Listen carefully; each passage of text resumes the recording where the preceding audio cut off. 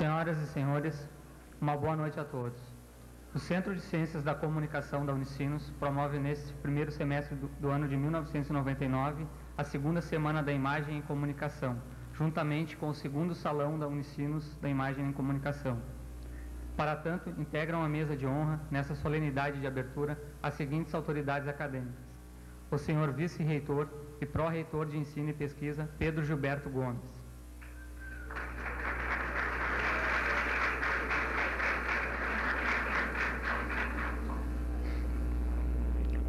O professor Jorge Luiz Pastoriza Jardim, diretor do Centro de Ciências da Comunicação.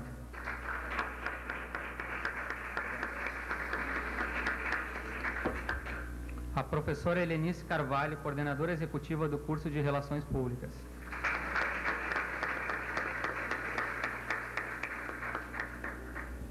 Professor Miro Luiz dos Santos Bacim, coordenador executivo do curso de Jornalismo.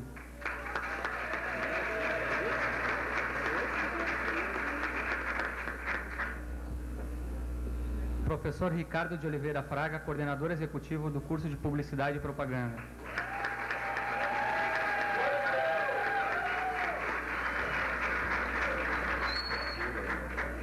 Professora Suzana Kilp, coordenadora da segunda Semana da Imagem na Comunicação.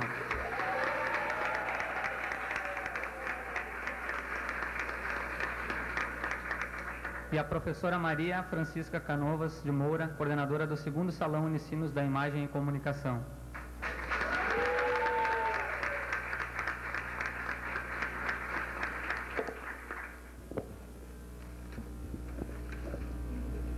Prestigiam ainda este evento a senhora pró-diretora administrativa, professora Carmen Lúcia Pinto Copete, a senhora pró-diretora de Ensino, Pesquisa e Extensão, professora Miriam Espoquiado Celar, professora Lara Regina Morales Espinosa, também coordenadora do segundo Salão Unicinos da Imagem e Comunicação.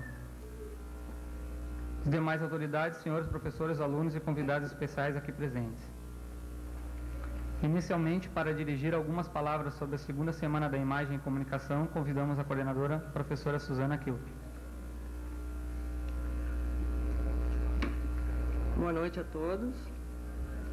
Boa noite.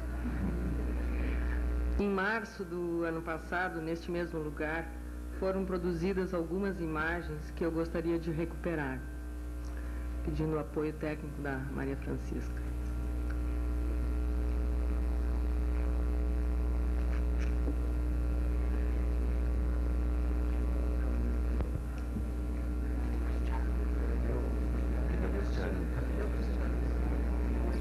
Falha técnica. Edu. Um lugar onde o aluno possa ver aquilo que ele produz, a produção do que é feito pelos alunos, tudo isso concentrado num único evento de uma só vez, resultou na primeira Semana da Imagem na Comunicação.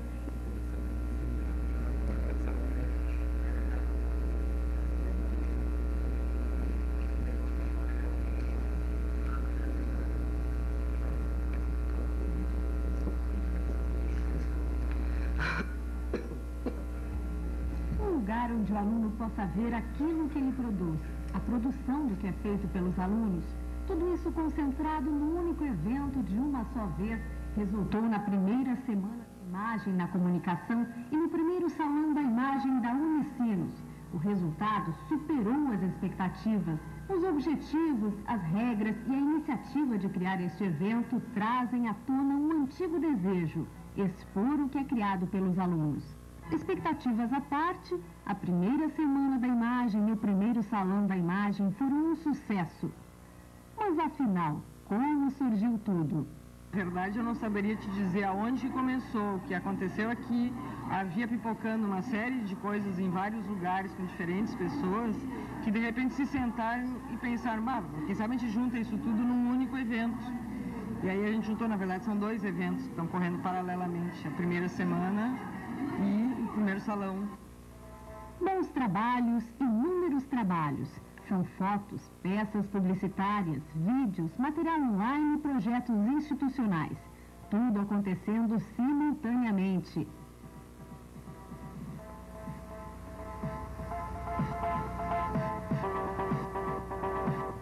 acharam os alunos e professores? Eu estou achando bem legal, porque ela está expondo principalmente os trabalhos dos alunos, o que é bastante importante. Os trabalhos são muito bons. Me surpreenderam algumas produções, me surpreenderam alguns resultados gráficos e realmente eu acho que a gente está pelo caminho certo, está indo pelo caminho certo.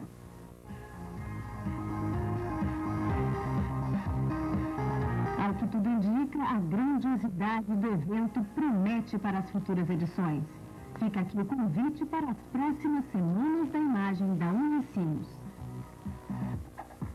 Nós esperamos que o segundo salão mostre que estamos no caminho certo. E o terceiro salão, no ano 2000, talvez possa então extrapolar os limites da Unicinos, que é o nosso projeto.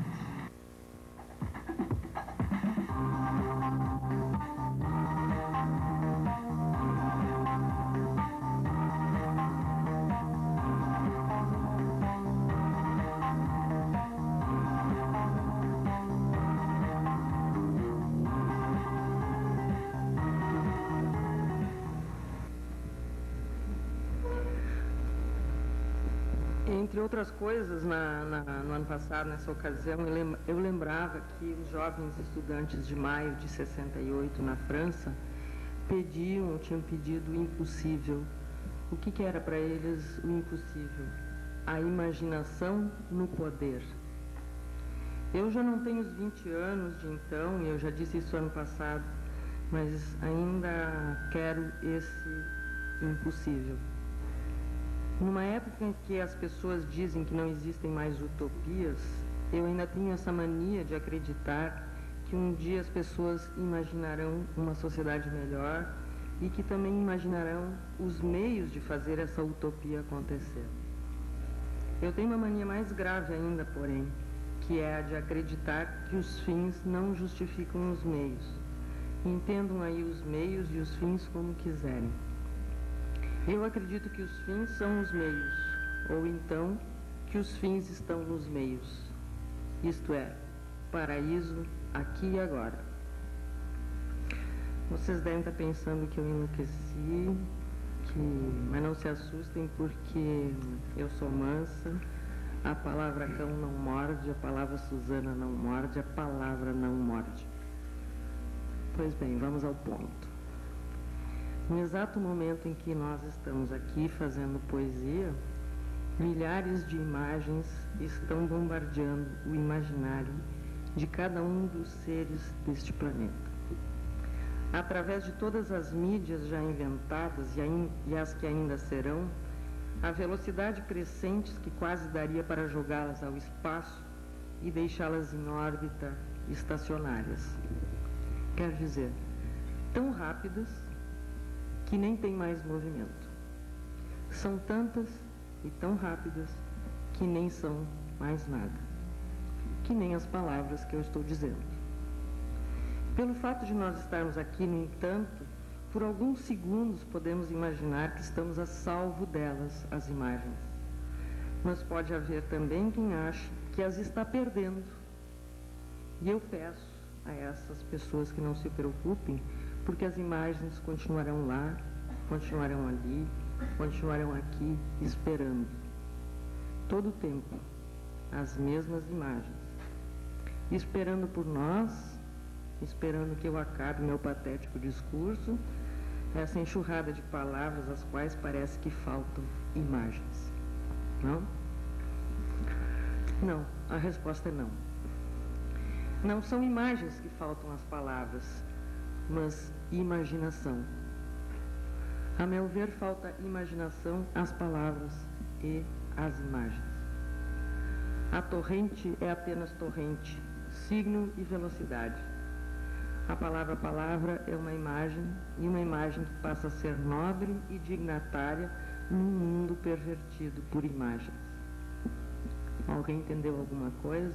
Então depois me explique. E é uma velocidade menor que a da luz, e especialmente menor que a do som.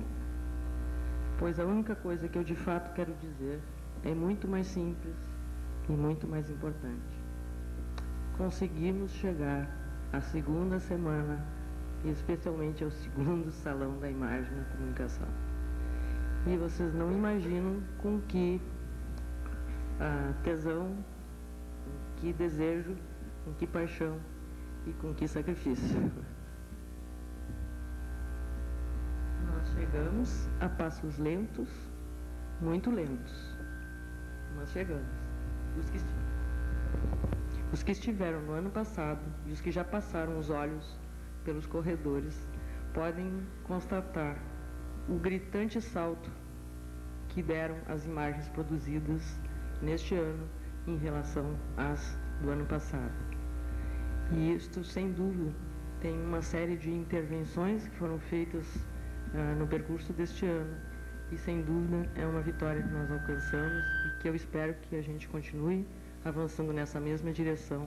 Eu continuo defendendo que o ano 2000 deve ser, talvez, a abertura nossa para fora da Unicinos. Em termos da terceira semana ano 2000, com certeza já será. Eu aprendi que há coisas na vida que tem que acontecer da noite para o dia e que tem coisas que precisam germinar lentamente em boas estufas. Eu acho que a Semana da Imagem já estava caindo de madura e que o salão ainda tem que ser cultivado. Então, eu acho que a terceira semana vai acontecer meio que naturalmente, enquanto que o terceiro salão ainda vai ter que ser batalhado. E eu lanço aqui um grande desafio para professores, especialmente professores e alunos que cobrem dos professores, que me cobrem, que cobrem de todos nós, para que, de fato, o terceiro salão tenha a dimensão que nós desejamos. Por isso eu quero me congratular com vocês e com as pessoas que não estão presentes, mas que nos ajudaram a chegar até aqui, e dizer que nessa caminhada, um anúncio que fizemos há um ano atrás está em vias de tornar-se realidade. Nós vamos poder continuar estudando as imagens na comunicação e com imaginação no poder. Isto é, desconstruindo e reconstruindo imagens, sua ética, sua estética, a arte das imagens na comunicação. O que eu estou dizendo é que nós estamos lançando 3 cursos de especialização na área das imagens na comunicação, que devem começar em agosto deste ano. Design gráfico, cine e vídeo, imagens e cultura digital. Um pequeno passo para a humanidade. Um grande passo para o curso de comunicação da Unicinos. Um dos desdobramentos desses 2 eventos que hoje estamos inaugurando.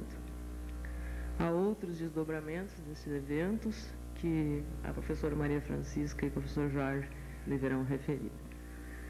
Por enquanto, imagine. Muito obrigada, boa semana, bom salão.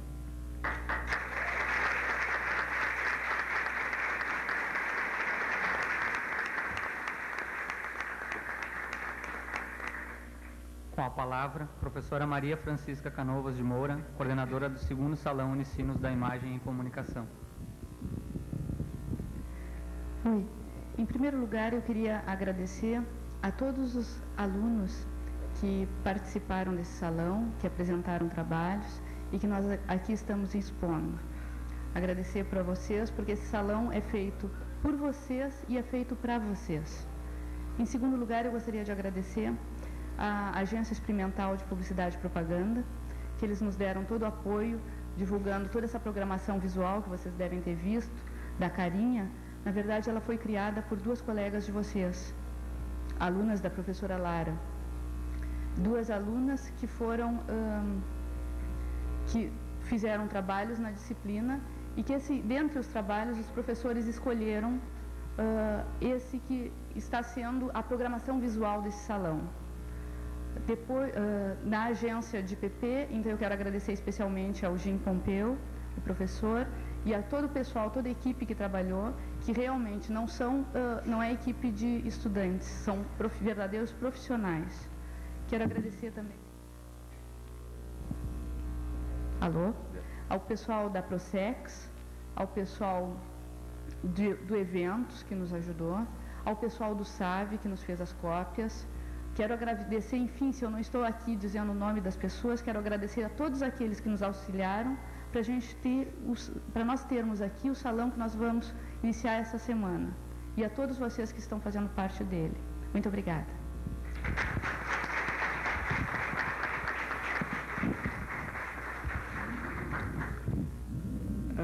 Para os que não estão bem situados ainda, no ano passado, o primeiro salão, o tema foi livre, né? Nós simplesmente englobamos todos os trabalhos dos alunos como eles foram produzidos no ano anterior. Para este ano, esse salão que está acontecendo, nós temos 2 categorias e uma delas com um tema específico, que nós designamos como sendo Eu Sou de Cor. Neste momento, nós estamos lançando o tema do terceiro salão e conclamamos os professores e os alunos a trabalharem esse semestre e no próximo semestre, nas suas aulas, nas suas disciplinas práticas, sobre este tema. Nós ainda manteremos a categoria tema livre, mas vamos priorizar sempre o tema proposto. E o tema para o próximo salão é Brasil 500, Brasil 500. Para a abertura oficial da segunda semana da Imagem e Comunicação e do segundo Salão Unicinos da Imagem e Comunicação, convidamos a fazer uso da palavra o diretor do Centro de Ciências da Comunicação, professor Jorge Luiz Pastoriza Jardim. Boa noite a todos. Quero fazer uma saudação aqui aos componentes da mesa, o padre Pedro Gilberto Gomes, vice-reitor da universidade e pró-reitor de ensino e pesquisa, nosso ex-diretor e sempre professor desse centro. Os coordenadores dos cursos de comunicação, os coordenadores do evento, da segunda semana da Imagem na Comunicação e do segundo salão, todos os professores que participaram da organização desta segunda semana da Imagem, e especialmente os alunos, porque, como foi referido pela professora Maria Francisca, esse é um evento, antes de mais nada, desenvolvido, criado e produzido pelos nossos alunos. Este fato muito nos orgulha do ponto de vista da direção do centro, porque nós temos referido que o Centro de Ciências da Comunicação, nos últimos tempos, acompanhando o grande desenvolvimento que esta universidade tem produzido, o Centro de Ciências da Comunicação é um exemplo desse desenvolvimento, porque nós mudamos fundamentalmente a fisionomia do nosso espaço físico e dos nossos recursos humanos, ou seja, da qualificação dos nossos professores e dos nossos funcionários nos últimos tempos. E neste momento que nós estamos, de certa forma, colhendo os resultados desse processo com novos espaços físicos e novas contratações de professores, com um programa de pós-graduação com mestrado e doutorado inédito no sul do país, nós estamos também dizendo que os desafios são de outra natureza de agora em diante. Ou seja, nós temos que trabalhar de forma muito mais aprofundada, muito mais qualificada nas nossas atividades acadêmicas. Porque se nós temos toda esta capacidade, esse potencial instalado, nós temos que agora fazê-lo produzir frutos, e frutos que nos projetem além da universidade no nosso mundo, no mundo do trabalho, no mundo da comunicação social, que é a finalidade deste centro de ensino. E vocês, alunos, nada mais importante para vocês do que produzirem esses eventos que nos projetem, porque o fruto, antes de mais nada, é de vocês mesmos. Daqui, quando saírem e levarem nos seus currículos, nos seus portfólios, esses trabalhos tão importantes e qualificados que aqui vocês produziram. E de agora em diante nós temos que pensar e produzir coisas neste nível. Eu vejo que nesta noite nós estamos com uma plateia, com uma audiência muito maior do que do primeiro salão. Isso é um indicativo de que nós estamos, então, evoluindo, estamos nos aperfeiçoando. E esse é o sentido da direção do centro, que nós possamos trabalhar para cada vez mais produzirmos na nossa área produtos qualificados. Quero dizer a vocês que hoje talvez alguns terão a oportunidade de conhecer novos espaços. Nós, depois, quando formos conhecer nossos espaços de disposição, vocês vão ver no subsolo um espaço da qual deverá no futuro se tornar um dos cartões postais desse centro. Nós queremos transformar esses espaços no nosso saguão aqui na frente do auditório, no subsolo do novo prédio e lá no hall de entrada, num espaço onde qualquer pessoa que aqui chegar vai dizer: eu estou num centro de comunicações. E isso tem que ser produzido basicamente pelos nossos alunos, com os seus trabalhos, com aquilo que vocês produzem nas disciplinas e na sua vida pessoal. É com isso, então, com grande satisfação que nós, da direção do centro, damos como aberta essa segunda semana da imagem na comunicação e do segundo salão de comunicação, da imagem na comunicação. Muito obrigado.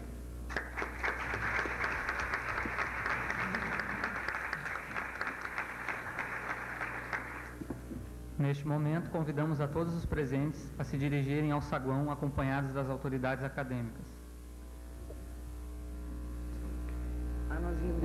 Ele perguntou se nós queríamos que ele falasse, eu disse que eu queria. Tudo bem. Desculpa. Nós queremos também, a mesa toda aqui. Tá bom, obrigado. Vocês agora, o pessoal atrapalhou o cerimonial da Relações Públicas. Isso é complicado, isso é sério. Né? Isso é sério, né? A palavra do vice-reitor e do pró-reitor sempre é uma palavra protocolar. Eu espero que seja uma palavra, se não com imagem, pelo menos imaginativa. Tá?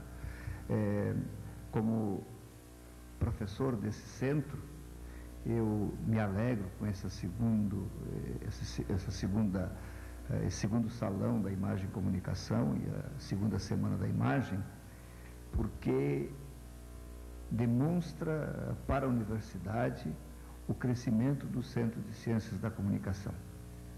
E a presença de vocês aqui me alegra, porque eu acho que nós precisamos desenvolver na universidade como um todo, e no Centro de Ciências da Comunicação em particular, a consciência de que a formação nossa também ocorre em sala de aula.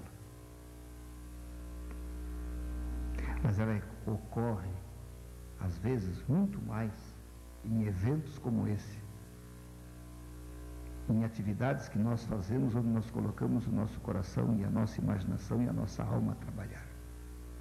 Às vezes a gente pensa que basta sentar em sala de aula, assistir a aula e ir embora. E não existe nada mais pobre dentro de uma universidade de que limitar-se a isso. Chegar às 7h30, entrar na sala de aula, ouvir alguém falar, controlar o relógio, sair correndo 10h15, às vezes 5, 10 para as 10, para poder tomar uma coisinha antes de chegar no ônibus. Não existe nada mais pobre do que isto. O rico é fazer... Viu como a minha palavra imagina, tem imagem? Todo mundo já se imaginou. A formação se dá aqui, em eventos como este. É isso que nós vamos levar para a vida como profissionais da comunicação, aquilo em que nós colocamos a nossa vida e colocamos o que aprendemos, nós testamos, e testando nós apresentamos para os demais. E eu espero que isso continue nesse Centro de Ciências da Comunicação, que vocês realmente possam se orgulhar desse centro, se orgulhar dessa universidade, não porque ele tem um prédio bonito, mas porque ele é feito pela contribuição de cada aluno, de cada aluna, no seu cotidiano, de segunda a segunda, ano após ano, para se formar. E os professores, que são os professores? Não são mais do que companheiros guia nesse projeto de vocês para buscar a sua formação. Então, em nome da universidade, em nome da pró-reitoria, eu dou parabéns à direção do centro, à professora Suzana e à professora Maria Francisca, pela organização desse segundo salão, da segunda semana da imagem e comunicação da Unicinos, e parabéns aos alunos, parabéns a você, porque o centro é o que é, e será melhor do que isso, porque vocês existem nele. Boa noite, obrigado.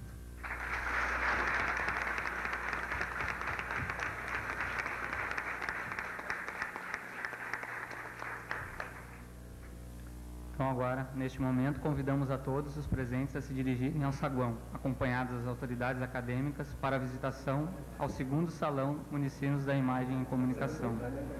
Logo após, com a presença do grupo de estudos da imagem, daremos sequência ao painel Pesquisa sobre a Imagem na Comunicação. Bom, este painel, ele está composto por 4 mestres. Há muito pouco tempo atrás nós não tínhamos praticamente mestres no curso de comunicação. Hoje nós já conseguimos formar uma mesa com 4 mestres e ainda sobram mestres na plateia e que não estão na plateia.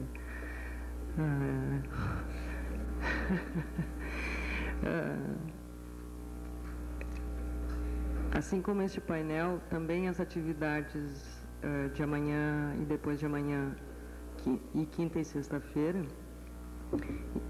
de noite, estão privilegiando uma demanda dos alunos no ano passado que desejavam ouvir mais os professores.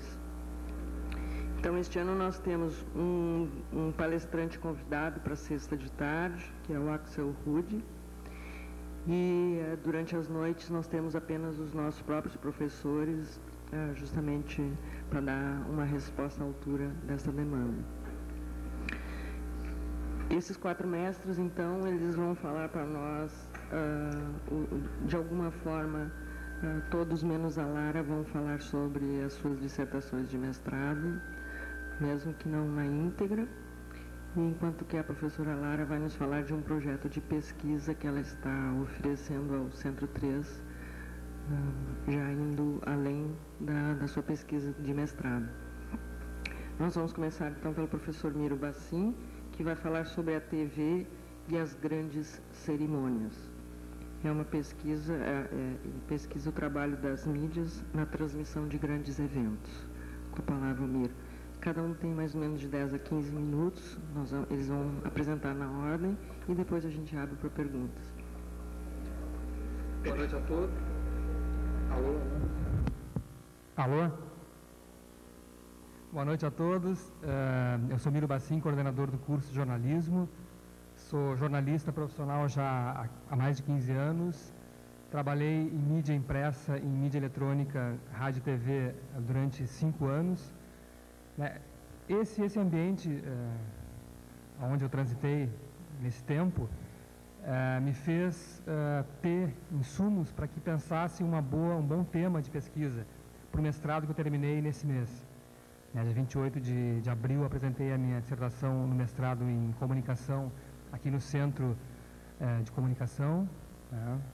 E o tema TV e os grandes eventos surgiu da minha participação como cronista esportivo, principalmente no Jornal 0 Hora, onde eu trabalhava com grandes eventos e sempre observava, não no jornal impresso, mas na TV, as grandes transmissões feitas pela RBS ou feita pela Rede Globo. Então sempre me chamou a atenção o número de pessoas que assistiam ou que assistem a esses grandes eventos. Em 96 aconteceu a Olimpíada de Atlanta, no estado da Geórgia. O evento, a cerimônia de abertura dos Jogos Olímpicos teve uma audiência de 3,5 bilhões de pessoas.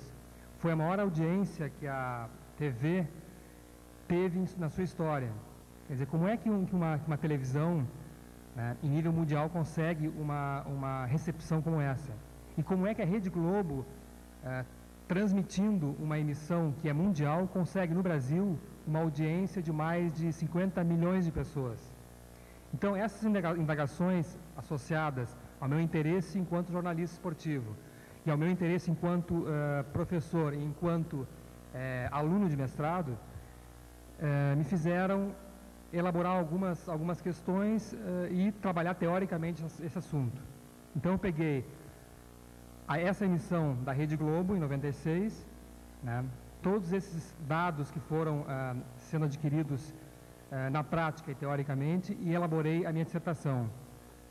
Então, o que eu observei no final do processo foi que a Rede Globo, na verdade, se abasteceu da emissão mundial, que foi feita pela NBC, uma TV norte-americana, que distribuiu o sinal da cerimônia para todo mundo, né?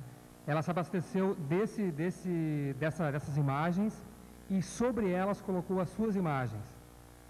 Então, no final da minha dissertação, eu coloquei que a Rede Globo, na verdade, ao fim e ao cabo, colocou para a recepção brasileira uma Olimpíada brasileira. Ou seja, ela singularizou aquilo que era um evento mundial, singularizou com a sua câmera, com as suas marcas, colocando um selo na tela, colocando o seu selo Globo, colocando algumas legendas, identificando o seu repórter, a sua câmera, né, e a delegação brasileira. E ao fazer isso, ela colocou uma cerimônia que era mundial numa cerimônia que era agora brasileira. Então, Olimpíada Mundial, Olimpíada Globo. Então, observando esse tipo de evento e associando a tantos outros como funerais de grandes artistas, funerais de grandes personalidades como a Lady Di, né, eventos esportivos no Brasil como a Copa do Brasil, o Campeonato Brasileiro, eventos mundiais como a Copa do Mundo, são todos eventos passíveis de serem traduzidos para uma recepção própria. Eu acho que nos próximos anos, né, eu terei, a partir de um recorte teórico já proposto e um tema já desenvolvido, um bom capital de informação, um bom processo de estudo já em andamento, para que eu possa, nos próximos tempos, observar outros tipos de emissão televisiva.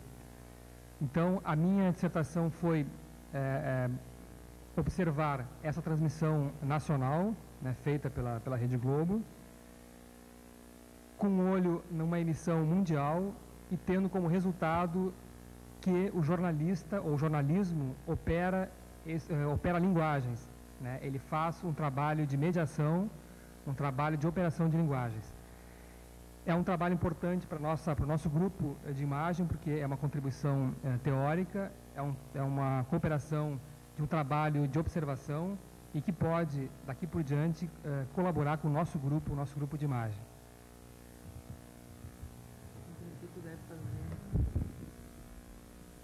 Que em princípio deve fazer refluir para o resto dos alunos e professores do curso, né? Alô? Hoje o som tá danado, hein? Ainda bem que nós trabalhamos com imagem, não com som, né? Embora o som tenha tantas imagens, já criamos várias aqui. Bom, como eles não sabem qual é a ordem em que eu vou passar a palavra para eles, eu vou surpreendê-los, né? Eu gostaria que agora, então, o Gilmar Hermes fizesse a sua apresentação para ficar no campo do jornalismo, só por isso, para depois nós partirmos para o campo da universidade. O Gilmar Hermes tem uma pesquisa também a nível de mestrado, que é sobre o processo de mediatização do olhar.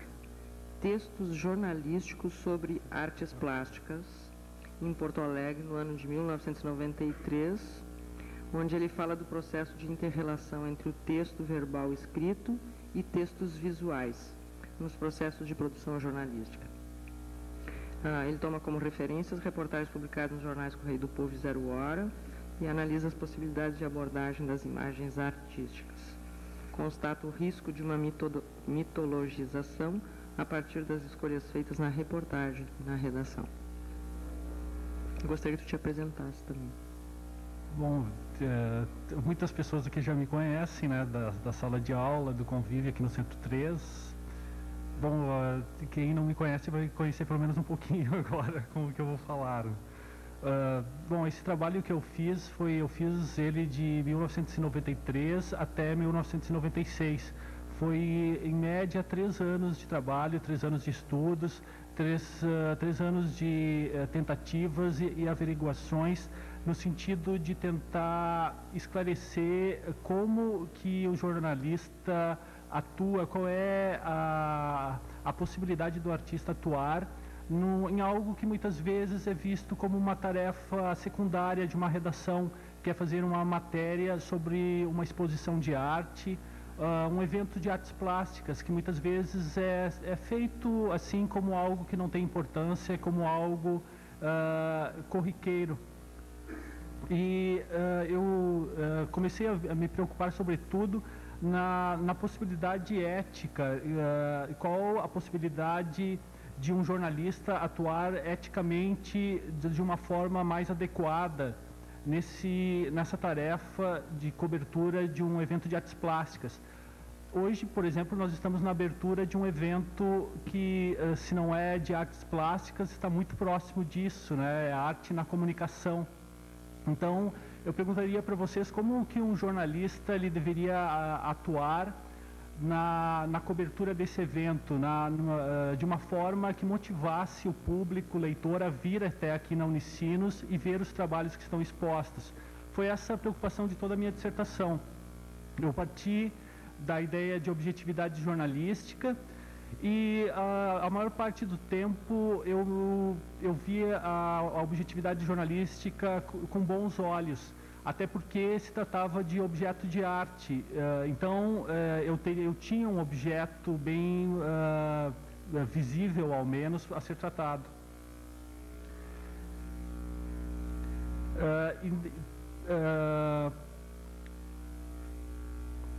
O objeto de arte, ele pode ser tratado de várias formas, existem várias possibilidades. E essas possibilidades significam escolhas. Eu busquei analisar em toda a minha dissertação quais são as possíveis escolhas que um jornalista tem e quais as escolhas que foram feitas nesses textos que eu analisei do Correio do Povo e da Zero Hora. Eu tenho aqui dois textos entre todos os que eu analisei, eu vou mostrar para vocês.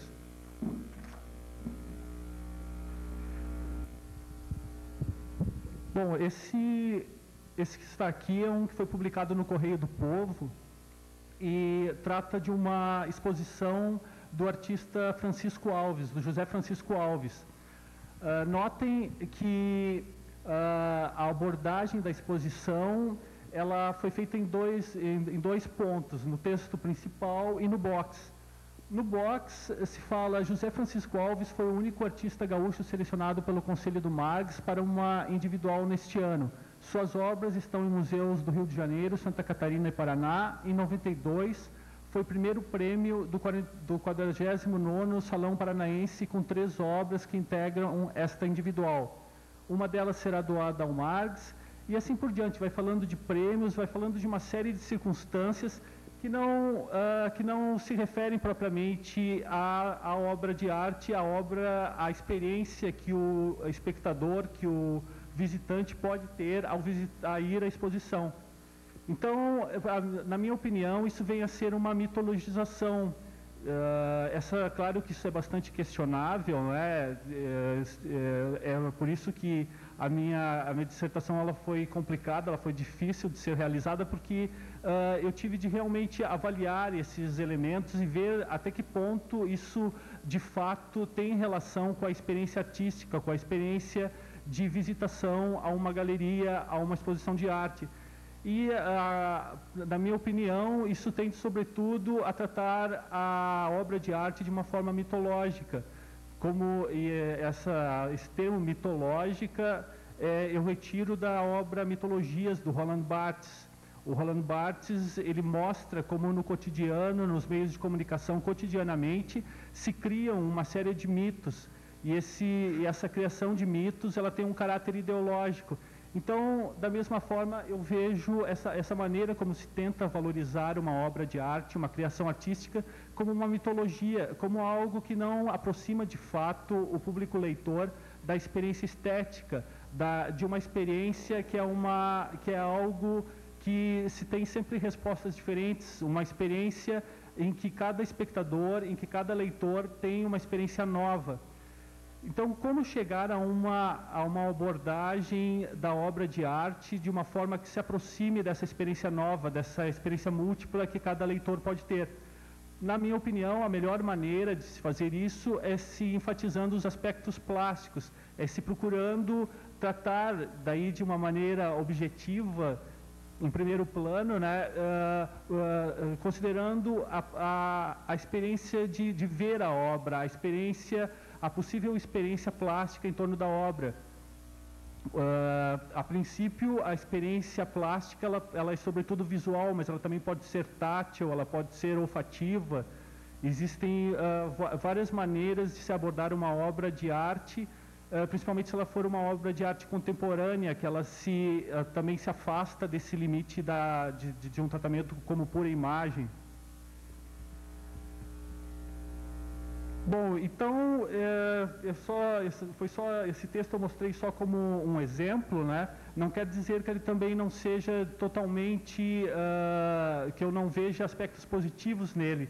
Eu acho que a melhor parte do texto é quando se começa a se apresentar os materiais plásticos, se procura apresentar a aparência visual, que para mim é o que está mais próximo da experiência estética, e se busca aproximar o leitor de uma vivência realmente do que vem de uma vivência realmente próxima da questão artística. Para mim, o melhor parágrafo desse texto é o seguinte: os materiais são básicos, ferro e tecido de algodão, e como linguagem, a tridimensionalidade. Depois, a relação entre os materiais está em jogo. Nesta tensão, oposição do ferro com o algodão, emerge a criação. Eu acho que quando se tenta tornar a experiência estética uma coisa simples, algo, sobretudo, sensório, e dessa experiência sensória, dessa experiência sensível, se parte, então, para outros aspectos, se parte, inclusive, para a consideração de quem é o autor, de qual é a vida desse autor. Eu acho que é a melhor forma de chegar a uma boa abordagem jornalística das artes plásticas. Bom, eu vou ficar por aqui porque eu acho que eu já me alonguei muito. Eu tinha preparado um texto, mas acho que assim, de uma maneira mais improvisada, talvez tenha funcionado melhor. Espero que as minhas colocações tenham provocado vocês, e eu estou depois pronto para responder todas as perguntas, aqui ou depois nas aulas, no dia a dia.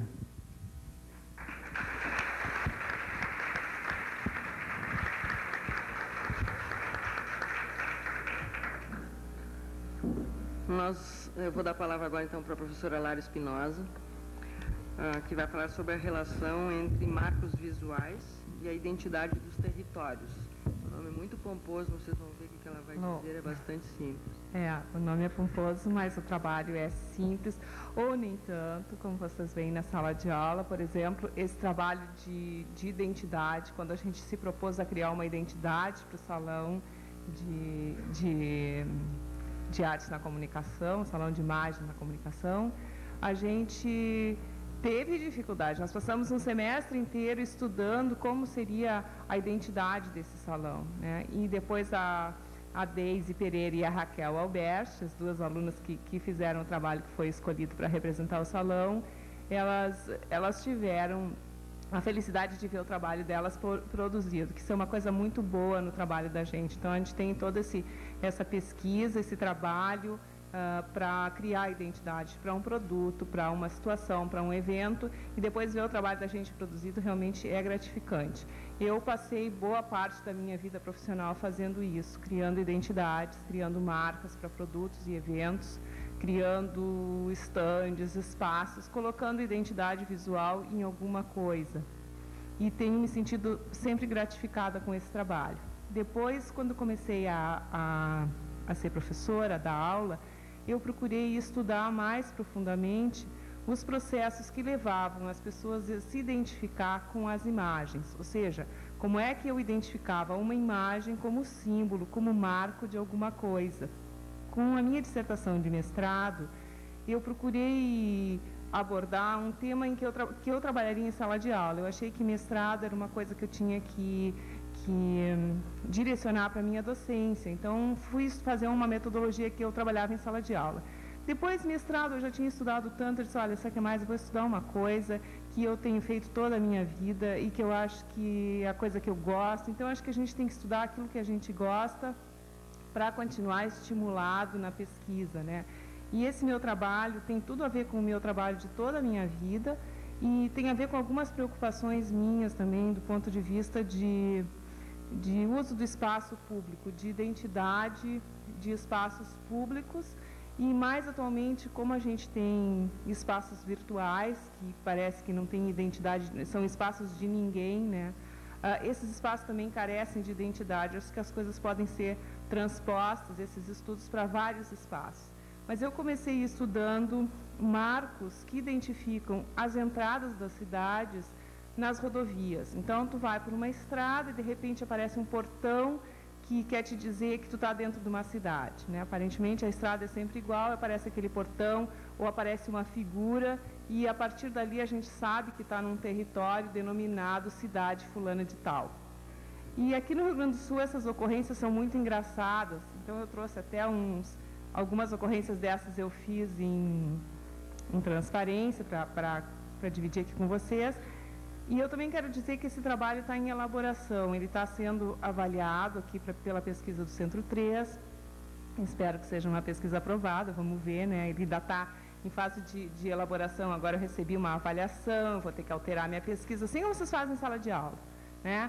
Eu recebi uma crítica dos meus avaliadores, eu vou ter que refazer o meu trabalho, vou ter que arrumar o meu trabalho melhor. Foi uma crítica ótima, construtiva, excelente. Acho que o meu trabalho vai melhorar bastante a partir dessa crítica.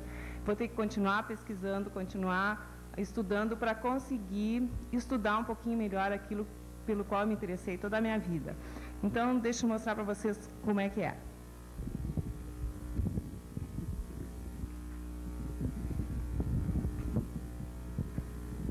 É só falar, Zé. Na sala de aula é mais fácil, né? Tá. Bom, então tem uns assim que são bem conhecidos de vocês, quem mora aqui pelas redondezas. Esse aqui, muito tempo, identificou a entrada de Canoas. Hoje ele está um pouquinho escondido pela vegetação, pela estrada, ele está meio judiado, mas o pessoal ainda acredita nele como uma marca importante de Canoas. E eu quero verificar esses símbolos, normalmente, quem é que decide a colocação desses símbolos nos acessos das cidades? São os prefeitos, são grupos mais ou menos dominantes da sociedade daquele local.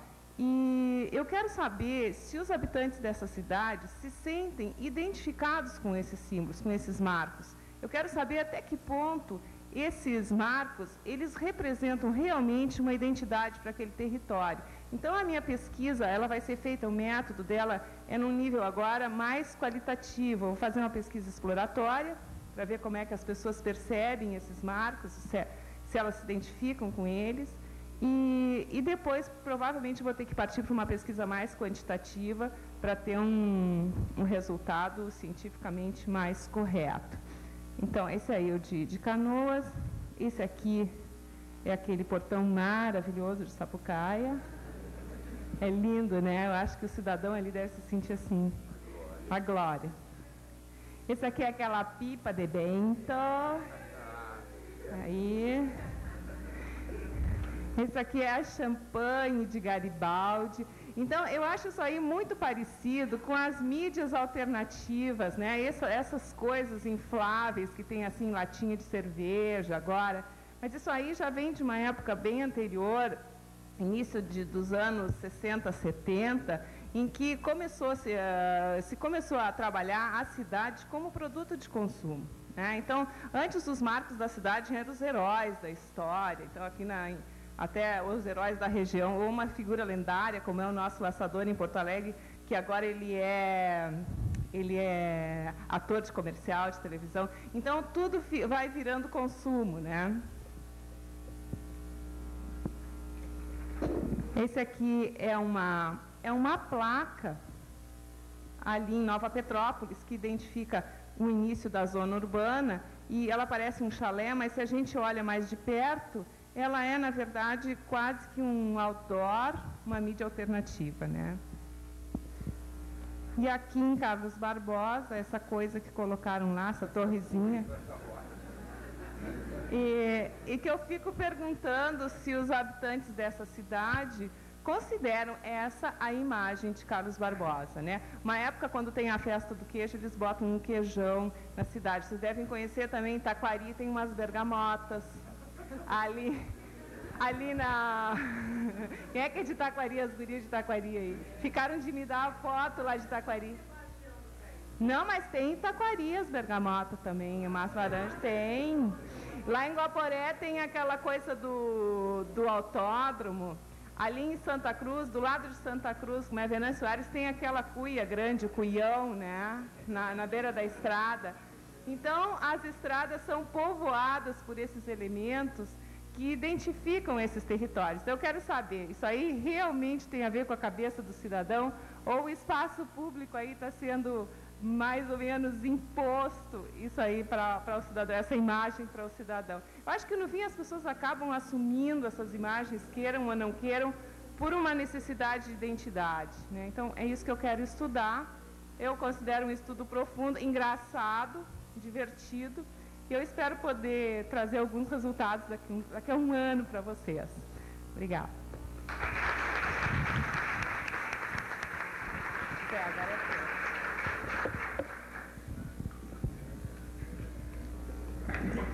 Por último, mas não por fim, o José Rexiglo, então, vai nos falar sobre linguagem e interação. Isso. A reconstrução da realidade através da comunicação verbal gerada pela linguagem não verbal. Oi, o nome também é pomposo, mas o esquema não é tão pomposo assim. Em 97, quando eu terminei o mestrado e apresentei a minha dissertação, defendi a minha dissertação, que foi um marco na minha vida, né, como na vida de todos nós, eu fiquei com uma certa dúvida a respeito do que eu havia feito. Não em fato de certeza sobre a minha escolha, fecho total com o que a Lara colocou, porque foi sobre a Benetton em termos de forma e conteúdo, em termos de mensagem, a partir das imagens utilizadas.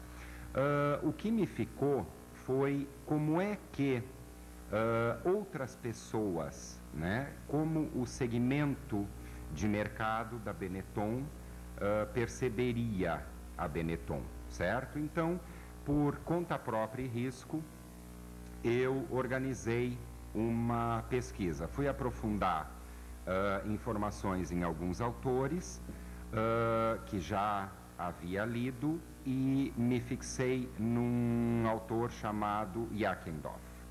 Esse cara coloca que nós temos uma gramática visual ou uma gramática não verbal. E essa gramática, ela é simultaneamente genética e social. Genética por quê? Porque nós temos os nossos olhos, nós temos o nosso cérebro, que vai processando as informações que recebe, vai armazenando essas informações, etc, etc, etc, etc. E nós temos o meio com o qual nós convivemos e do qual nós vamos recebendo informações. Eu vivo falando isso para os meus alunos, estou sendo repetitivo para alguns aqui, tá? E é a partir dessas informações armazenadas que nós vamos formando os nossos conceitos, em função dessa gramática, certo? Então, eu entrei em contato com uma escola aqui em São Leopoldo e conversei com os professores, né, principalmente de redação, filosofia, e montamos um cirquinho com base na Benetton e aplicamos em cima da teoria do Mr. Jackendorf, certo? Eu vou mostrar para vocês aqui o resultado de análise de uma das peças em relação ao que os alunos colocaram e que fecha direitinho com o que usar os dois. Com o que o autor coloca em termos de representação mental.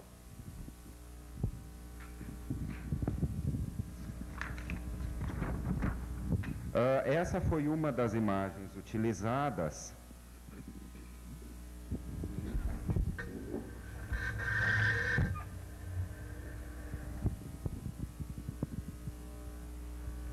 tá? Bem mais para cá. Ótimo. E bem... Não, aquele outro que podia vir mais para cá também. Traz os dois mais para cá. Isso. Tá? Bom, não precisa de microfone, né? Não, né? O que eu mais... Precisa, Zé, porque está sendo gravado. Então tá. O que mais me chamou a atenção a partir da análise foi o seguinte.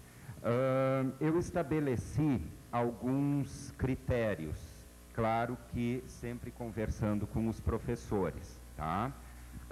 Em primeiro lugar, eu estou tentando ver nesse trabalho, tá? Se realmente nós possuímos todas as representações a respeito de pessoas, objetos ou eventos que nós já vivemos, que estejam armazenados e organizados na nossa estrutura cognitiva, certo? E se nós, ou no caso, enquanto segmento de mercado de alguma comunicação, de alguma peça de comunicação publicitária, conseguimos construir o nosso conhecimento através das imagens utilizadas, né? Ou seja, em cima do não verbal e acrescentando a elas essa nossa experiência. E em terceiro lugar, como é que esse conhecimento é construído a partir da interação do não verbal que desencadeia todo um processo verbal, né? A utilização de duas linguagens, a linguagem imagética e a linguagem verbal em si, né? Desencadeado por essa forma, né? Porque o Jackendorf também coloca que a partir do momento em que a gente já começa a pensar a respeito de alguma imagem, nós já estaríamos verbalizando esse processo, certo? Nós fizemos, os professores e eu, 3 questões básicas para os alunos. O que essa foto quer nos dizer, sem palavras, como é que ela nos fala, né? E como é que essa foto interage com a gente, tá?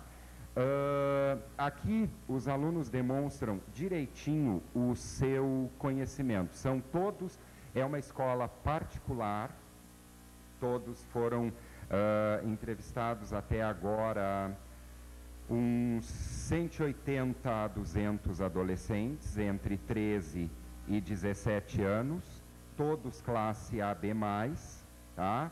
Público, segmento de mercado exato da Benetton. Todos têm acesso a revistas, assinam revistas, todos têm televisão por assinatura, todos frequentam shopping, inclusive vários, durante as aulas, nesses dias em que foi realizado, usavam Benetton, tá? Então, são consumidores. Então, eu vou chamar a atenção para vocês aqui de uma frase em especial, tá? Que é essa aqui. A frase junto à foto esclarece que esse cemitério é uma propaganda para vender roupas da Benetton, sem falar de roupas, mas de cadáveres que podem estar já reduzidos a ossos e farrapos. Quer dizer que, enquanto não formos todos iguais na morte, devemos aproveitar nossa imagem, nosso corpo, nossas diferenças, tá? O que esse rapaz está querendo, isso aqui é a frase de um guri, né? O que ele está querendo dizer aqui? Não tem na foto roupa da Benetton, não tem cadáveres, tá? não tem ossos, não tem roupas reduzidas a farrapos, né? E o sonho de futuro dele também está presente aqui, né? A gente percebe aqui tudo o que, a partir do momento que a gente se defronta com uma imagem, todo o processo que isso pode, em termos de informações e de experiência com o meio que a gente tem, que isso pode desencadear em termos mentais. Olhem de quantas experiências ele fala aqui, e os outros também, né? Falam das estrelas dos judeus, que nem todos viram, fala da igualdade das raças, e assim por diante, certo? Isso também é um trabalho inconcluso,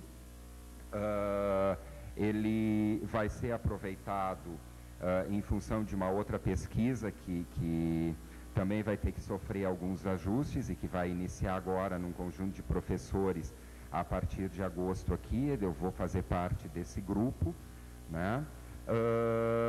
E é um tema que eu quero levar em termos de projeto para o doutorado, já com um embasamento maior em termos de busca real, né, junto ao mercado real da Benetton. E claro que isso não vai ficar só na Benetton, pegar outras campanhas de outras marcas, né, que sejam de repente até concorrentes e conflitantes, e que muitas se baseiam inclusive nas campanhas da Benetton, e que possam trazer novas informações.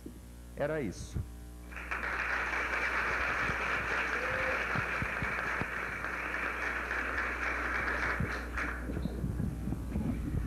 Muito bem, nós estamos então agora à disposição para as perguntas que vocês quiserem formular. Se quiserem mandar por escrito para a mesa, podem, mas eu acho que aqui ninguém mais é tímido e pode falar diretamente. Eu estou tentando acionar aqui, se o Anderson me ajudar, o microfone sem fio. Alô? Alô? Alô? Alô? Alô? Tá falando? Tá.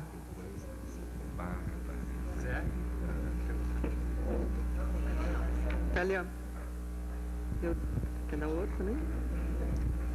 Então, 2 microfones sem fio aí para vocês usarem. Eu peço que vocês falem no microfone, porque a gente está gravando tudo, e aí senão não captura. Sim, claro. Sim, tranquilo.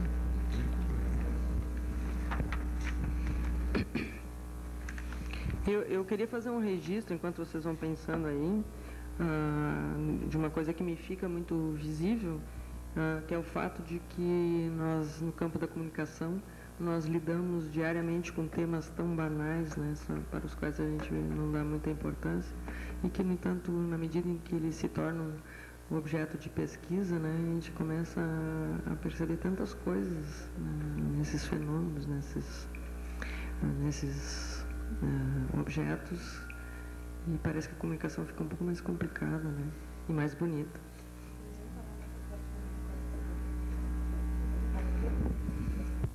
Alô? Bira? O professor Gilmar. Professor, eu gostaria que o senhor comentasse mais um pouco como a gente pode ser ético, convidando as pessoas que estão lá fora a vir assistir a todas as programações que a gente pode, que a Unicinos promove. Como é que o senhor como é que a gente pode formar essa ética, de que jeito, sem prejudicar as pessoas e sem fazer qualquer tipo de invenção? Pois é, isso na verdade é um problema muito complexo, né? Porque o que me interessa aqui de eventos da Unicinos dentro dessa pesquisa é, por exemplo, o Salão da Imagem.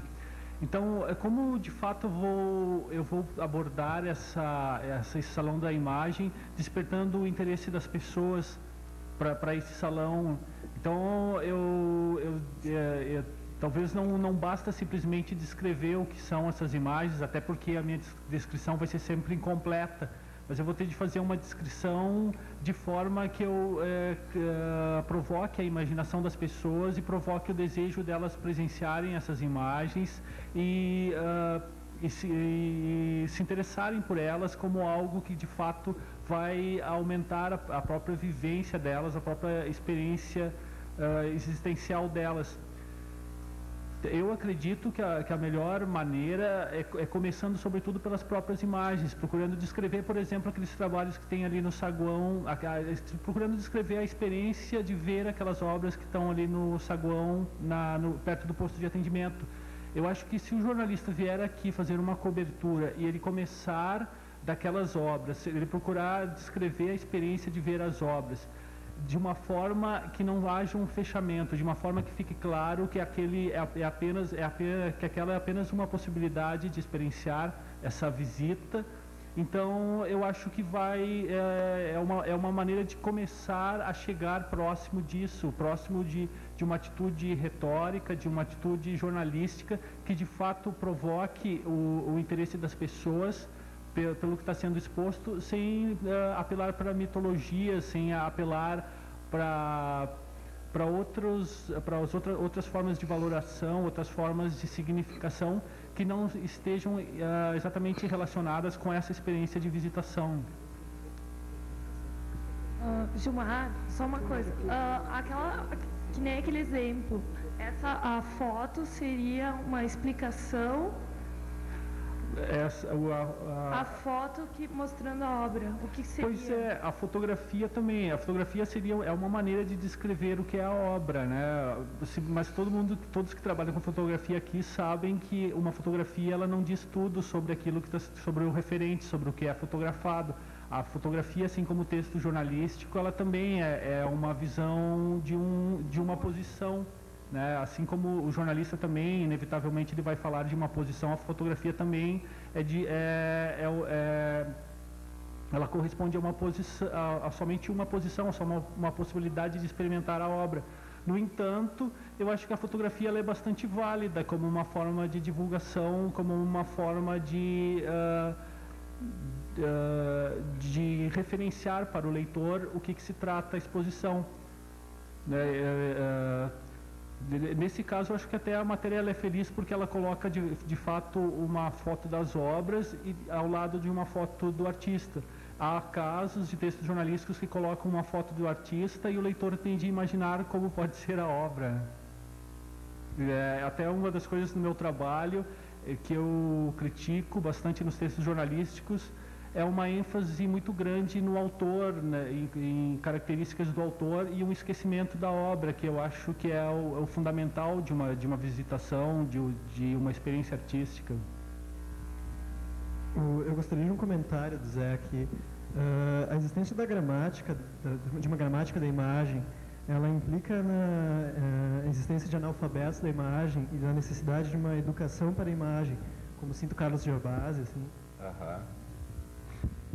De certa forma, sim. Porque uma das coisas que foi constatado nessa pesquisa é, por exemplo, as pessoas, os alunos, esses de segundo grau, eles conhecem veem outdoors, eles veem anúncios, né? Mas o nome outdoor eles não sabem. Né? Então, eles não identificam a peça, eles nomeavam tudo como uma peça única, anúncio, por exemplo.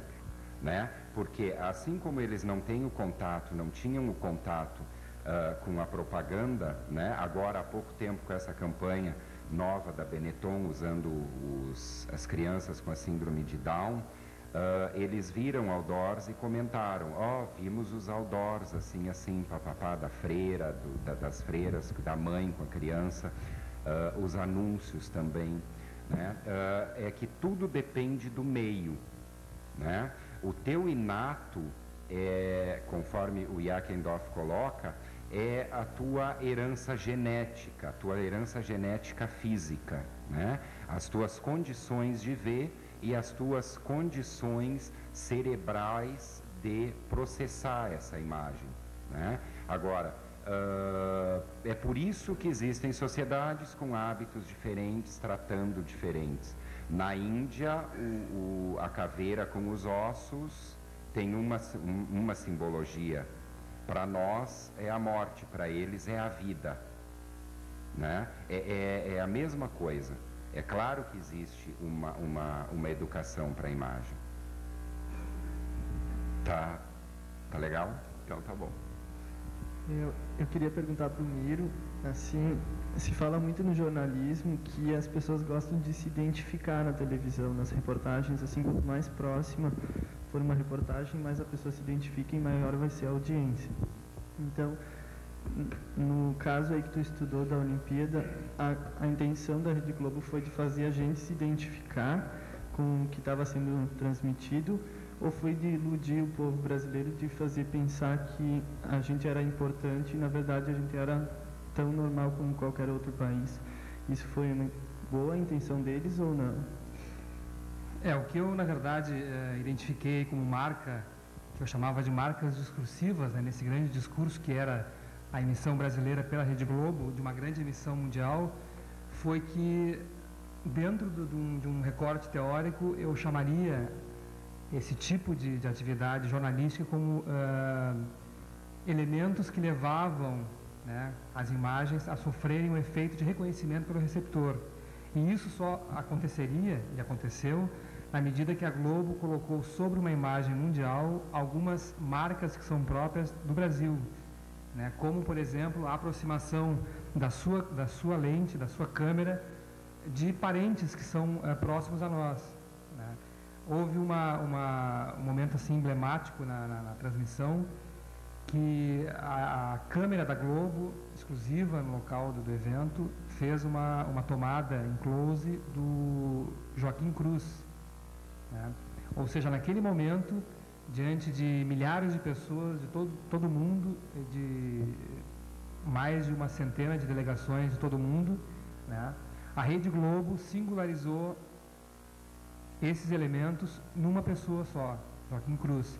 E isso, para nós, receptores nacionais, receptores brasileiros, teve um grande sentido, né? E aí que houve a identificação da transmissão, que era inicialmente mundial, para uma emissão brasileira. Então, foram diferentes tipos de elementos que a Globo utilizou como marcas suas para que a sua audiência tivesse a receptividade da sua emissão. Então, eu não faço essa leitura de que se houve ou não algum tipo de estratégia, como tu falaste, mas sim faço uma leitura, desconstruindo o discurso, faço uma leitura das marcas que foram observadas por mim.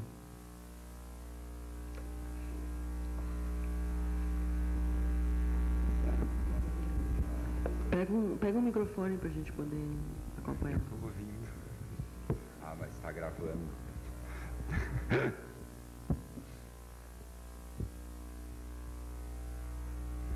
Zé, esse grupo esse grupo que foi pesquisado, tá? Ele percebeu, através da campanha da Benetton, dessas peças todas, a ideologia da marca? Sim.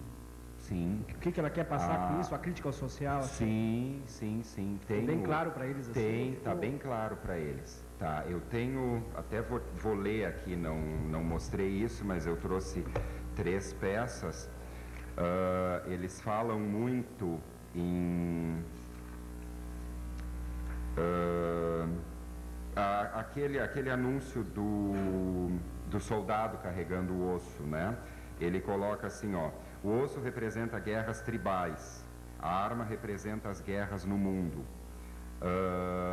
A foto fala sobre a morte, sobre a guerra. O osso do guerreiro é humano, porque muitos são como canibais, gerando violência. A foto fala contra a violência, contra o racismo, e assim vai. Isso fica bem perceptível, né? Inclusive na campanha aquela dos 5 anúncios que inclui a Pietà do século XX, do aidético morrendo, do Kirby, do Robert Kirby, o dorso, as nádegas e o peito tatuado. E mais um anúncio, que é a campanha anti-AIDS, os alunos percebem isso, eles perceberam direitinho e eles têm essa preocupação com o social, com a violência, né? Alguns deles, eu não tenho aqui, mas uns 2 ou 3 chegaram a falar que não aguentam mais, que não é só a violência física com a qual eles se sentem coagidos. Eles se sentem coagidos também com a violência presente nas outras pessoas, com a invasão da privacidade, com o esquema deles. Tem alguns que falaram dos guarda-costas que vêm com eles até o colégio, porque vão, é incrível, né? Eu presenciei isso. Então isso está bem presente para eles. Eles estão naquela fase contestatória da adolescência e eles percebem isso na Benetton, enquanto apelo.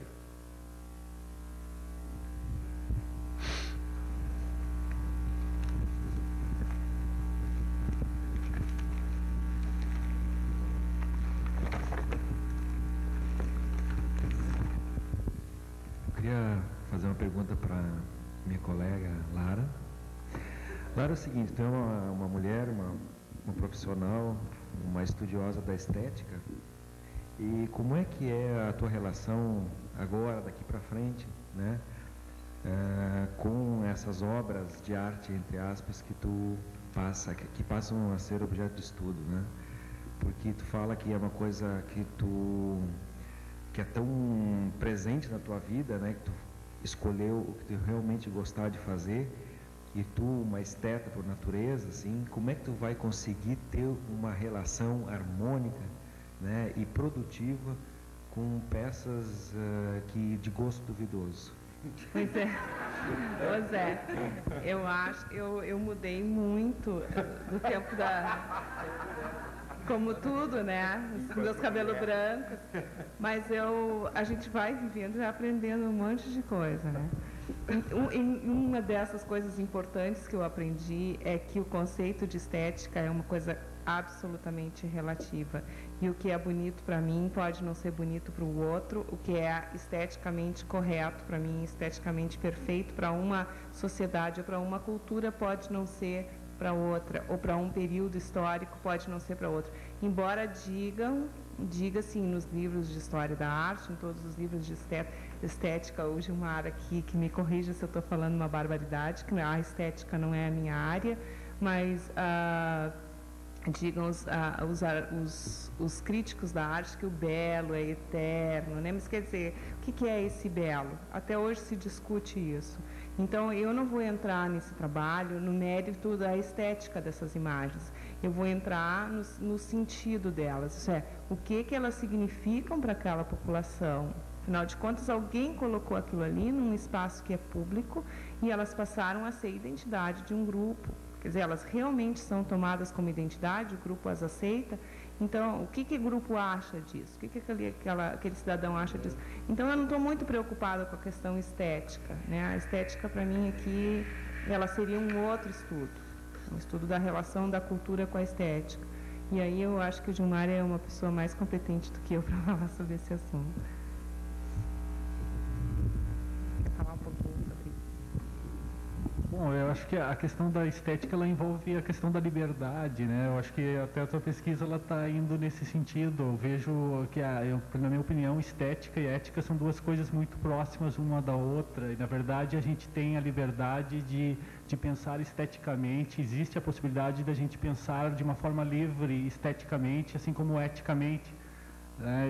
Só que muitas vezes a gente acaba pensando das duas formas de uma maneira não livre, de uma maneira pré-determinada, e eu acho que na verdade tem tudo a ver com o que tu disseste antes, né?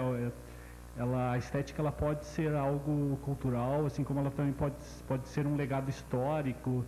A estética está nas linguagens e, na verdade, não é muito fácil de responder, né? Até que ponto o nosso pensamento estético ele não está influenciado desde o que os gregos pensavam na antiguidade, o que a igreja pensou na Idade Média, isso tudo faz parte da nossa estética hoje, né? E também da mesma forma, me parece, assim, pelo que eu entendi até o momento da tua pesquisa, me parece que esses monumentos, de certa forma, eles entram em choque com a liberdade das pessoas, né, de elas escolherem como coletividade o símbolo que de fato corresponde a elas, né, a vida delas. Espero que tenha colaborado.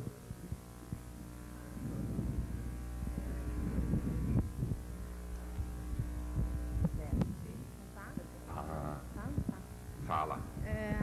A questão da Benetton como grife, né, como marca, e também a questão do ser lembrado e ser comprado. Tu falaste bem que a identificação por parte do público pesquisado foi feita, né? Até dois adolescentes estavam usando a grife quando foram pesquisados.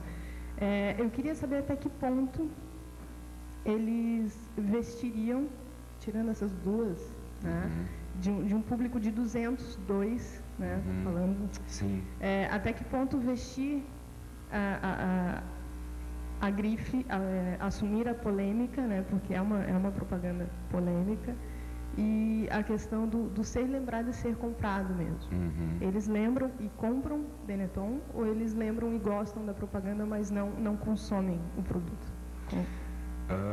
Eu não posso te colocar agora em termos percentuais, porque não cheguei lá ainda, tá? Fazem 2 meses que eu não mantenho mais contato com eles. Vou voltar a esse contato e também não tive mais tempo de fazer o levantamento. Mas eu me lembro de que a maioria já teve roupa Benetton, né? A maioria conhecia a marca e alguns haviam conhecido a marca através dos anúncios depois de chegarem na adolescência, percebendo realmente, né, se interessando pelo aluno, depois de entrar exatamente nessa fase de revolta, tá? E eles guardam a marca, né, exatamente por encontrarem nas mensagens da fotografia uma identificação total com essa fase em que eles estão passando, em que eles estão contestando os valores tradicionais e que o mundo não presta, o que os pais deles fazem. Não é, em alguns momentos a coisa virou uma grande terapia e eles reconhecem. Aquela coisa do se minha mãe não gostou, porque tá bom. Eu vou querer, né?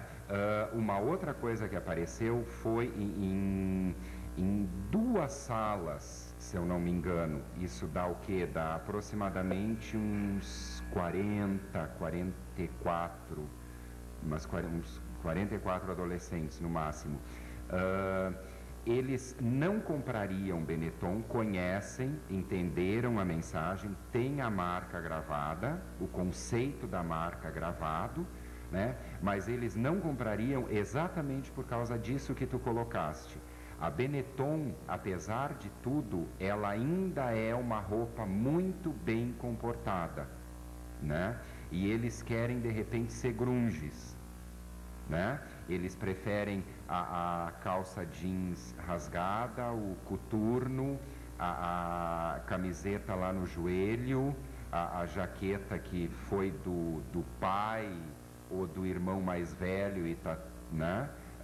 É isso, é exatamente esse esquema de afrontar. E outros comprariam Benetton e compram Benetton por causa da mensagem que passa pelos pais ou pelo meio em que eles vivem, perceberem também a intenção, o apelo comercial da Benetton, né, a mensagem, e não concordarem com ela, com a polêmica.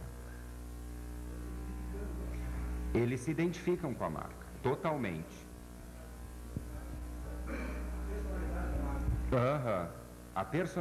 Eles incorporam isso.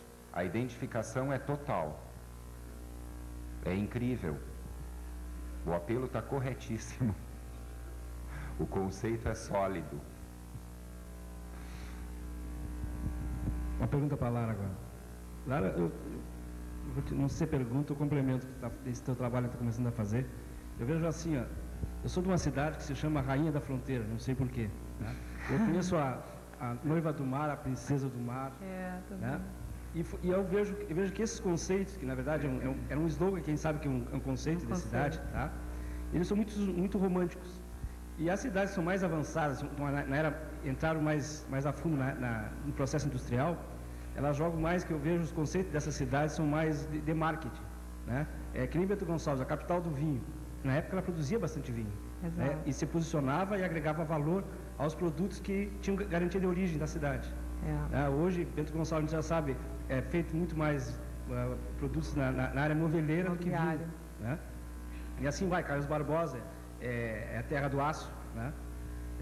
Tu acha que o caminho daqui para frente vai ser assim? Vai ser na área do marketing ou vão voltar ainda essa questão romântica? Não existe mais espaço para a questão romântica? Eu acho que o marketing, essa questão, justamente esses marcos que associavam a identidade da cidade ao processo produtivo, como é o caso do vinho, né? O caso porque Taquari foi a terra da bergamota, agora, como bem falou a Leila, é São Sebastião. Então, a produtividade vai migrando para outras cidades e, aparentemente, esses marcos já não teriam mais valor, como se também um conceito como a Noiva do Mar já não tivesse mais espaço numa época que já não é tão romântica como no tempo das noivas. Mas eu acredito que esses símbolos, eles também, são, eu vejo por um exemplo que é Guaporé. Uma época que eu trabalhava, eu tinha que apreciar se esses símbolos podiam ou não ser colocados e seguidos. Às vezes eles vinham me pedir para desenhar um símbolo. Eu disse, olha, eu não tenho competência, vocês têm que ver dentro da cidade o que serve melhor para vocês. Né? Eu tinha que ver se aquilo não ia atrapalhar a visibilidade, coisas assim. E Guaporé, então, tinha vários símbolos. Ele tinha o símbolo do autódromo, depois o CTG quis botar o símbolo Macuia, depois o Rotary colocou também o seu símbolo. E se tu vai ver, então, todos os segmentos mais poderosos da cidade queriam se ver representados ali naquele acesso. Eu acredito que continua muito forte ainda o marketing turístico em torno dessas cidades. Eu vejo Nova Petrópolis, uma cidade relativamente nova mesmo, né? E ela está fazendo muito marketing em cima da sua identidade produtora. Aqui é o Vale dos Sinos, com a questão do calçadeiro, né? O calçadista, a indústria calçadista. Então, eu acho que ainda vai continuar assim, mas eu acredito que vai existir uma crítica maior a esses marcos. Embora eles sejam feios, como é o caso daquele portão, que eu espero que não tenha ninguém de Sapucaia aqui, mas, por exemplo, quando fizeram o parque de exposição de esteio, o que é legal da pesquisa, isso aqui é um parênteses, né? Que as pessoas vão te trazendo colaborações. Quando tu vai falando da tua pesquisa, alguém diz, olha, aconteceu isso em tal lugar. Tu me falasse aí dos conceitos, que era uma coisa que eu não tinha ainda pensado também em olhar para esse lado dos conceitos, né? Então, um professor, o Lauro, aqui professor da RP, né, do curso de RP, quando a gente estava apresentando as pesquisas no comitê científico, ele disse, tu sabe que eu sei de um fato, quando tiraram o portão de esteio ali, que era uma coisa horrorosa aquele portão, para colocar aquela passarela ali no parque de exposições, foi uma briga na cidade, saiu no jornal, todo mundo começou a brigar, porque aquilo era um marco, era uma identidade da cidade. Então, isso que eu quero saber, sabe, Pacheco? Eu não sei até que ponto as pessoas gostam daquilo ou aceitam porque elas precisam de uma identidade, né? Precisam se localizar ou se fazer ver por alguém que está passando. Eu não sei que o tempo que vai durar isso, mas eu tenho visto que as cidades têm investido nesse marketing turístico e de produção, mesmo que depois a produção vá migrando, né? Eu não saberia te dizer, até eu gostaria de uma pesquisa que vai adiante. Né? Eu vi um exemplo há poucos dias, numa cidade de Minas Gerais, que eles colocaram o conceito da cidade, a capital mundial, não é a capital nacional, do Boi Zebu. E, na verdade, eu passei uma semana, 2 semanas, e percebi que lá é um centro de estudos dessa área mesmo. Tá? Então, e as pessoas têm um orgulho tremendo. E a cidade se desenvolve nesse segmento. Eles não permitem por exemplo, eu conheci porque um cliente meu estava instalando uma indústria moveleira. E a cidade não está afim de moveleira, não aceita. O forte dele, não, nosso negócio aqui é boi seguro. É engraçado. E é capital mundial, os caras. É uma necessidade de identidade, né? Assim como as pessoas, os grupos têm essa necessidade, então... Eu acho que são coisas a serem estudadas, até porque assim, o marketing turístico hoje é uma coisa muito forte, né? É uma área forte, um espaço de trabalho grande, e eu acho que uma coisa preocupante é o uso do espaço público também. O Matelar fala muito isso, a questão dessa associação entre publicidade e o espaço público. O Sertor, ele fez uma pesquisa, como é que as pessoas usavam esses espaços públicos. Canclini também é outro pesquisador que estuda essas culturas, né, dos espaços públicos. Então, eu acho que são áreas de pesquisa. Eu me interessei por essa área, espero continuar recebendo colaborações. Se vocês tiverem na cidade de vocês alguma coisa interessante, espero que me tragam. A professora Suzana me deu uma colaboração que eu achei bárbara aqui.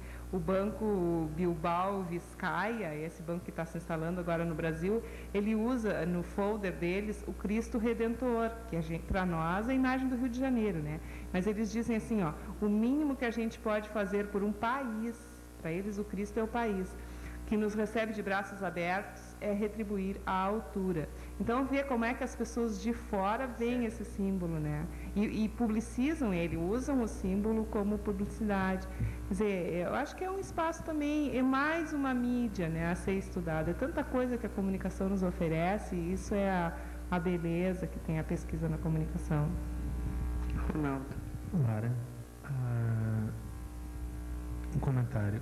Eu acredito que a não identificação, como tu comentaste no início, de algumas coisas horrorosas, mas talvez pra mim, né? Ao menos para ti, mas me parece que isso exista em algumas cidades realmente. E o que me parece é que essa não identificação do símbolo por parte da população, às vezes ela se dá pela falta do exercício da cidadania, que às vezes é negado a escolha desse símbolo e por aí. Eu gostaria que tu comentasse isso e saber se esse aspecto vai ser abordado na tua pesquisa. É uma coisa a ser pesquisada, Ronaldo. Exatamente, é uma das coisas que eu gostaria de saber. É uma das coisas que me intriga, porque como eu te disse, por exemplo, um dos municípios que uma vez me procurou para fazer um pórtico para a sua cidade foi Nonoai, que é uma reserva indígena de uma riqueza expressiva muito grande. Então, se alguém tinha que fazer alguma expressão para aquela região, eram eles, que têm uma expressão gráfica maravilhosa. Eles podem fazer qualquer coisa que vai ficar lindo. Outro dia eu comprei uns bichinhos que eles vendem na Rua da Praia, os índios lá de Nonoai, que para mim é uma escultura belíssima, assim, que qualquer Vasco Prado chora no túmulo para fazer uma escultura daquelas. Então, assim, a beleza, eu acho que está nessa autenticidade da cultura, né, de tu ver essa coisa. E eu acho que isso a gente tem que procurar. Embora isso seja uma coisa um pouco também discutível hoje, essa questão parece que a gente está se fechando, né, quando tu diz que tem que valorizar a cultura local, mas a gente nunca vai ser uma cultura local, a gente sempre vai ter contribuições internacionais, através das mídias internacionais, do marketing. A nossa cultura sempre vai ser híbrida, como diz o Canclini, nós sempre vamos ser uma mistura de culturas, mas eu acho que a gente tem isso sim, que nem tu diz, o que tu dizes, eu acho que a gente tem que procurar exercer a nossa cidadania, exercer a nossa liberdade de dizer o que é belo, o que é bom para a gente, assim, exercer a nossa capacidade de ter um conceito estético, e aí eu vejo a questão ética. Aqui é a ética relacionada à estética. Essa questão da liberdade, para mim, é essencial. Então, eu acho que a gente tem que estimular no nosso processo de trabalho que as pessoas tenham essa capacidade de exercer essa liberdade, de exercer a sua vontade, o seu desejo, a sua opinião, porque senão a gente vai sempre ter modelos impostos, né? Eu acho que tu tem toda a razão, que essa questão da cidadania está na base desse processo. Agora, eu tenho que descobrir se isso é verdade. Isso na minha cabeça é assim, né? Eu acho que na tua também, pelo que eu te conheço como aluna e como pessoa que trabalha pelo coletivo, também deve ser assim. Mas eu não sei o que as pessoas realmente pensam. Isso eu me interesso de saber. fazer uma pergunta para ti, Lara, também. Eu não sei se tu vai fazer uma avaliação na tua pesquisa, né, sobre o processo cognitivo desses símbolos na mente desses habitantes aqui no CAL, municípios. Não, ainda não. Habitam, não? Não, ainda não. Nessa primeira abordagem, eu me proponho a avaliar categorias de percepção. Então, as pessoas vão dizer, às vezes, gosto, não gosto. Eu mostro a foto, por exemplo, ela vai reconhecer como símbolo da cidade. Para mim, ter categorias, para ter um mapa, mais ou menos, uma geografia daquilo que as pessoas pensam. E depois, num segundo estágio da pesquisa, eu posso medir isso quantitativamente, a partir dessas categorias, ver quantas pessoas concordam ou discordam daquelas categorias, né? E aí, isso acho que ficaria num estágio muito mais aprofundado para estudar a relação, essa que o Zé estuda mais, que é a questão da cognição. Já é uma outra área de estudo e aí a gente não consegue abarcar tudo na pesquisa, né? Tu tem que escolher uma área e ir por aquela. Que tu falaste que tu fizeste já trabalhos anteriormente, né? Sim. E particularmente esses monumentos foram criados mais ou menos na década de 70, 80, né? Mais ou menos. E se nós fizermos uma analogia entre década de 70 e 80, nós vamos remeter ao pedido ditatorial. Autoritarismo. Né? Que isso aí era criado, esses símbolos, com a finalidade de criar, eu acho, tem uma explicação mais profunda, já que tu falaste de autoridades. Pode-se pensar nisso. Entendeu? Então, eu acho que isso aí... Eu acho que é uma variável a ser considerada, uma boa colaboração. Uma questão, obrigada. Né? Uma boa colaboração. Eu não tinha ainda pensado nessa variável, mas é muito interessante. Fiquei questionando aqui, tu falaste em... Claro. Realmente é uma variável histórica que tem que ser considerada. A maioria foi criada nessa década, eu acompanhei isso aí. Tá né? certo. Então, o Marco Antônio está perguntando para o Zé, desde o ponto de vista do emissor, levando em conta o fato de estarmos vivendo numa era cada vez mais caracterizada pela imagem, até que ponto nas campanhas da Benetton se encontra a preocupação social? Será que essas campanhas não estão querendo, na verdade, se sobressaírem enquanto marca em meio ao grande oceano imagético de nossa era? Em termos, sim. Agora, em outros termos, a gente precisa levar em consideração, aí eu remeto à minha dissertação, que tem todo um arcabouço histórico, né? A Benetton, ela foi uma das primeiras marcas globalizadas. E ela foi uma globalizada, que eu digo, utilizando a mesma mensagem em todo o mundo. E ela foi uma das primeiras a ousar em termos imagéticos, inclusive. Ela nunca se caracterizou como propaganda textual. Sempre foi comunicação imagética.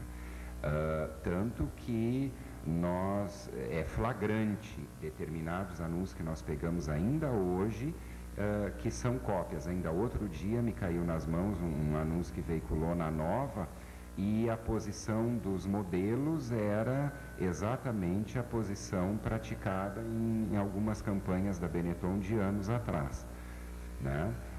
Até a colocação da logotipia.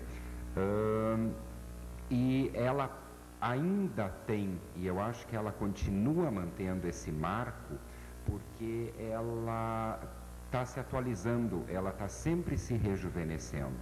Ela não perde os novos consumidores que vêm vindo atrás daqueles que deixam de ser consumidores, porque ela vai pegando outros temas.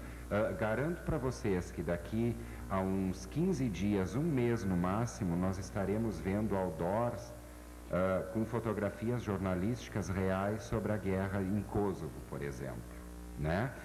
E é exatamente, o pior diz a Lara, e é exatamente sobre isso, sobre essa polêmica, sobre a utilização da tragédia, da miséria humana, esse real transposto para o comercial, para o comércio, que é a verdadeira intenção, é que reside a dualidade e o apelo.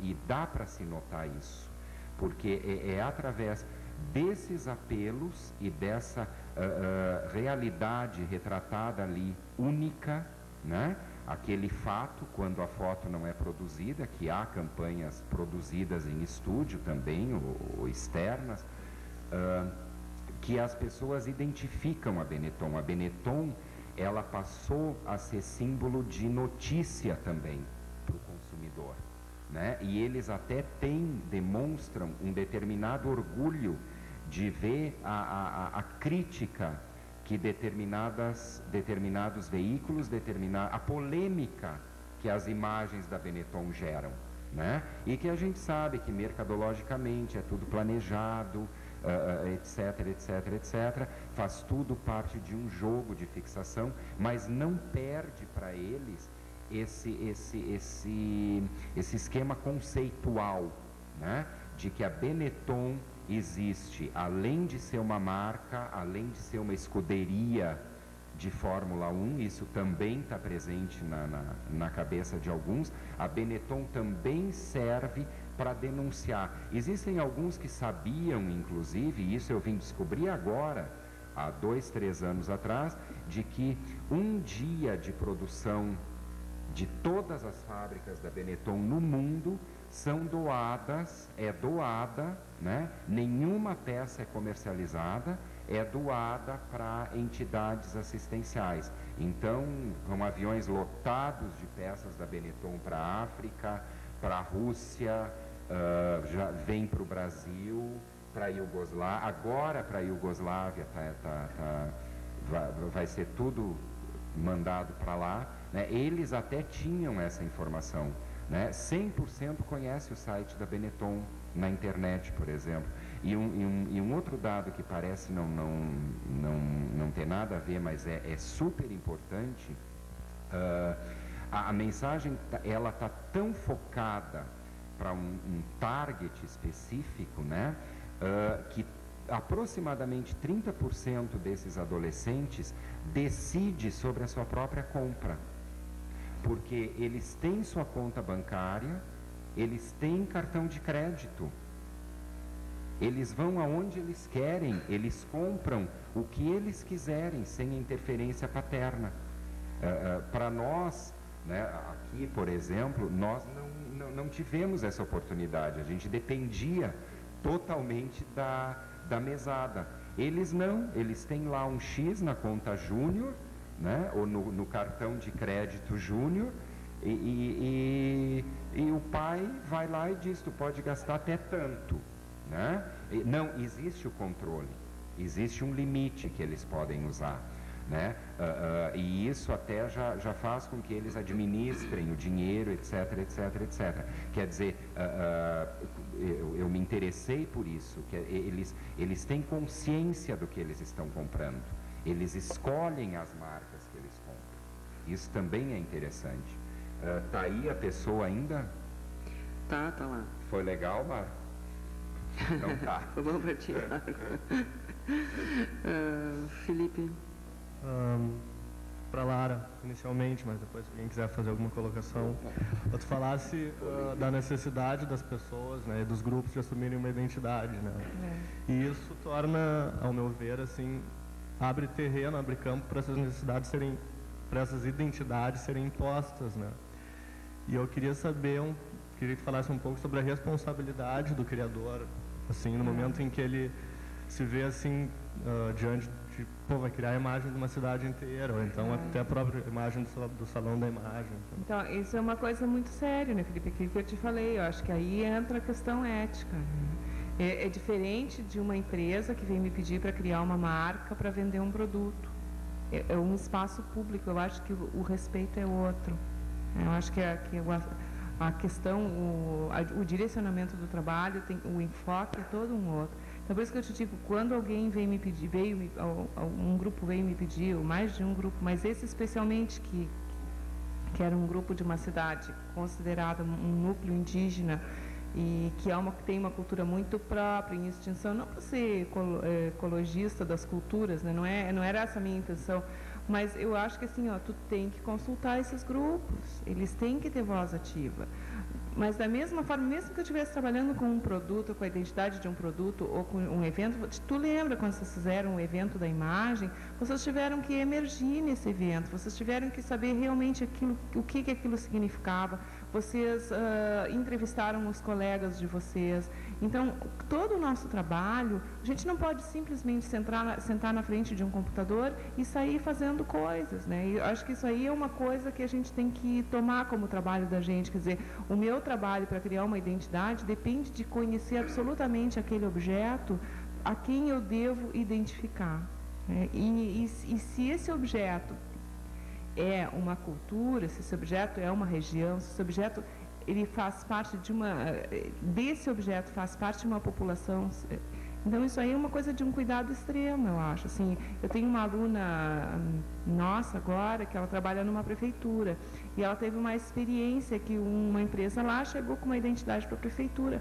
E eu achei bárbara a situação dela, uma menina que está aqui no curso de publicidade, ela chegou para o prefeito e disse, olha, eu acho que a gente tinha que ouvir mais o pessoal da cidade, ver o que as pessoas acham disso, a gente vai começar a botar esses símbolos por aí, e as pessoas, será que vão gostar disso? Então, ela se posicionou dentro de uma prefeitura, uma menina que está estudando, então eu achei o máximo aquilo. Aí o prefeito resolveu encomendar uma pesquisa para ver se as pessoas realmente estavam se identificando com aquele processo. Acho que daí é uma coisa séria, né? Então, o nosso trabalho é muito sério. Não é só um resultado bonito. Acho que atrás disso tem uma pesquisa, tem um trabalho muito sério, e cabe a nós valorizar esse trabalho. Dizer para as pessoas, olha, não é bem assim, né? Não é sair desenhando aí, chegar no computador. A gente estuda para fazer isso.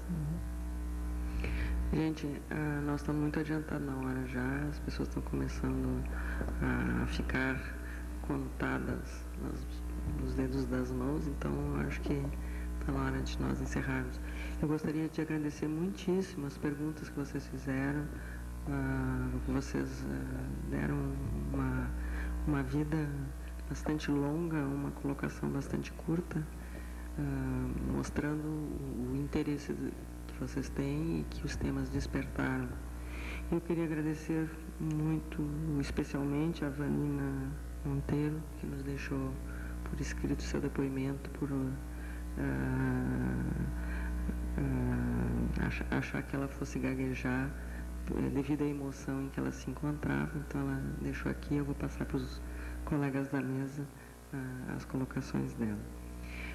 Quero convidar vocês para continuarem participando da semana. Amanhã e quarta-feira, então, é o seminário sobre a televisão no Rio Grande do Sul. E quinta e sexta-feira, imagens do cinema e as metáforas visuais na publicidade. E continuem divulgando o salão, visitando, votando, escolhendo os destaques. Muito obrigada a vocês. Boa noite.